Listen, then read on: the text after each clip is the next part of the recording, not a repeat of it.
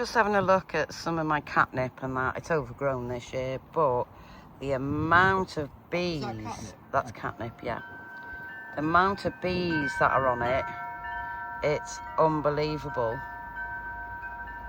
I'm really shocked this year how much we've had. Lavender as well. This is just one of them. It's just overgrown, but I've just let it because the amount of bees, it's like, wow. They're absolutely everywhere. It's beautiful. Absolutely beautiful.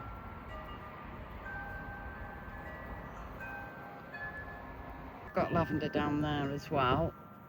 And if I zoom in, like I'm saying, they're all over the place, these bees.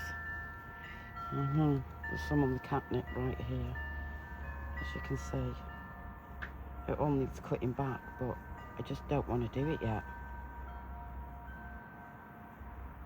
It's just...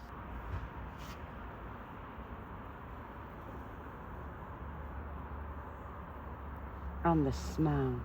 Oh man, it's stunning.